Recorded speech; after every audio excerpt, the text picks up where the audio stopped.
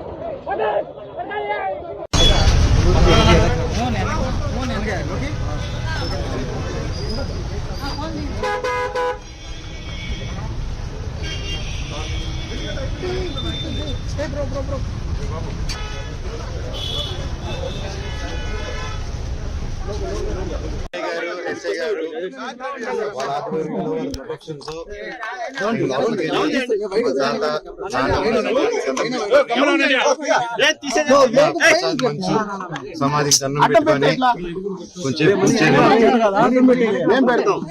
మనసులో ఉండేది మనసులో వాళ్ళు ప్రార్థించుకొని ఇవన్నీ ఎందుకు జరుగుతున్నాయో తెలియట్లేదు. అసాధ్యంగా జరగకూడదు. దీనికి ఎందుకని నాకు పరిష్కారం తెలుసుకుంటాను. తెలుసుకున్న తర్వాత ఆగను ఎందుకు ఇదంతా అనేది.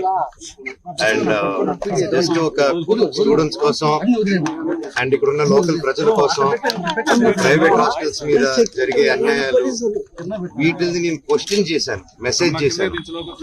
దానికి ఈ రోజు నన్ను హైదరాబాద్ ఇంట్లో రానియకుండా ప్రయత్నించడం నా పిల్లలు ఉండగా, అలాగే మా అమ్మగారి బర్త్డే రోజున వచ్చి చక్కెర పోయడం, మళ్ళీ నేను ఊర్లో ఆలగడ్డకి వెళ్ళిన వెంటనే మా అమ్మని బ్రెయిన్ వాష్ చేసి ఇక్కడ సైన్ పెట్టమని, ఆవిడకి ఏం తెలుస్తుంది సైన్ టైప్ చేసుకుని సైన్ ఏమిటి చేస్తారు ఆవిడ పాపం. అలా చేయడం ఇలాగ వరుసగా చేసుకుంటూ వచ్చి ఇది ఎంతవరకు దిగజారిందంటే 2 రోజుల నుంచి ఫ్యాన్స్ ఫాలోవర్స్ ఎంతో కష్టపడి ఎంతో ఖర్చు పెట్టుకొని, ఎందుకంటే వాళ్ళు కష్టపడితేనే డబ్బు వస్తుంది ఎవరికైనా, వాళ్ళందరూ అభిమానంతో అంత ఖర్చు పెట్టుకొని ఇక్కడ మా ఫొటోస్ మా లోకల్ లీడర్స్ ఫొటోస్ అందరిది పెట్టుకొని వెల్కమ్ స్వాగతం చెప్తూ విషయం చెప్తుంటే వాళ్ళందరిది ఫస్ట్ రోజు రాత్రి 12వ తారీఖు 13వ రాత్రి పత్రిక చెప్పారు, అన్న ఇలా జరుగుతున్నానంటే సరేరా గొడవ పెట్టుకోకండి మన ఊరే కదా పండగ పూటరా అందరూ సంతోషంగా ఉండన్నాను. మళ్ళీ నెక్స్ట్ రోజు వచ్చి మేము వస్తున్నాం తెలియగానే మళ్ళీ హోర్డింగ్ లేసారు. మళ్ళీ ఈ రోజు పొద్దున ఒక ట్రాక్టర్ పెట్టుకొని నాకు వీడియోలు చూపించారు. షాక్ అయ్యా నేను. ఒక ట్రస్ట్ ట్రాక్టర్ వెళ్తుంది, దాంట్లో 40 మంది వాళ్ళు ఢిల్లీ నుంచో తీసుకొచ్చినారు.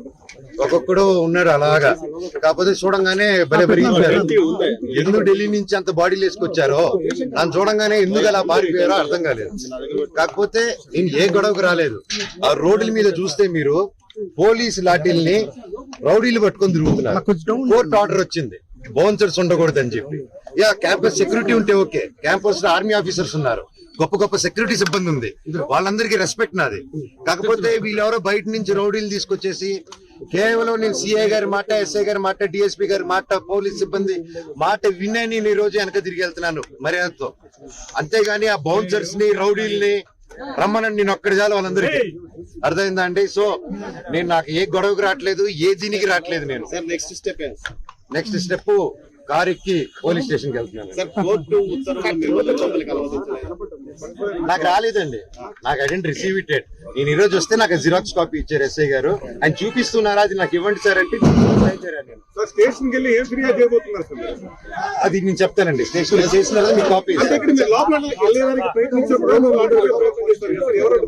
వాళ్ళందరూ ఎవరైతే మీ కెమెరాలో క్యాప్చర్ చేశారో మీరు దయచేసి వాళ్ళు ఎవరో ఆధార్ ఇప్పుడు గోడ నుంచి కూడా దూకారు వాళ్ళు రౌడీలు దూకి. ఇప్పుడు మీరందరూ ఉన్నారని లాఠీ చూసారు కదా, లాఠీల లాగా వాళ్ళు ఎవరో తెలియదు. ఇందాక ముని గారు ఉన్నారు, నేను హక్కిచ్చిన 2-3 అన్న సురేంద్ర ముని మీ పాతలందరూ ఓకే మాకు తెలుసు. నేను పాతలు చెప్పినా అయిపోతా నేను. అంత వాళ్ళు బాధపడుతున్నారు, కంట్లో నీళ్ళు పెట్టుకుని ఉన్నారు. కాకపోతే వాళ్ళు ఎవరో కొత్త రౌడీలు వచ్చేసి ఎవరు అంటే మేము వినట్లేదు. మీరే చూశారు వాళ్ళ బిహేవియర్. టక్కన ఒకటి ఎక్కి దగ్గర రానగానే పారిపోయారు వాళ్ళు. మన ఊరు వాళ్ళు పారిపోరండి. మన లోకల్ వాళ్ళు అన్న అన్న అని మాట్లాడుకుంటారు. ఈ రౌడీలు చేస్తే రౌడీలు ఇంట్లో కూర్చొని కూర వండి పెడతారు మనకి. సార్ మీ వైపున కొంతమంది, వాళ్ళ వైపున కొంతమంది. వాళ్ళ వైపు ఎవరు లేరు సార్, ఎంప్లాయీలు తప్ప. ఎంప్లాయీలు కూడా ఫోర్స్ఫుల్ గా వస్తున్నారు.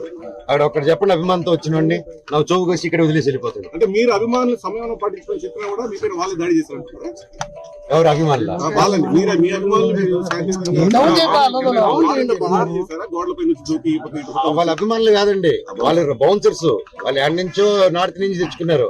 మీరు వెళ్ళి తెలుగులో మాట్లాడండి, అతనితో తెలుస్తుంది మీకు. చంద్రగిరి పోలీస్ స్టేషన్ వెళ్తున్నా అదే అండి, నేను డిసైడ్ చేసుకుంటాం. 2 ఫోన్ కాల్స్ తీసుకొని స్టేషన్ కి వెళ్ళాలా లేదా డిఎస్పీ గారిని కలవాలా ఒకసారి మేము మాట్లాడుకొని డిసైడ్ చేసుకొని నేను చేస్తామండి.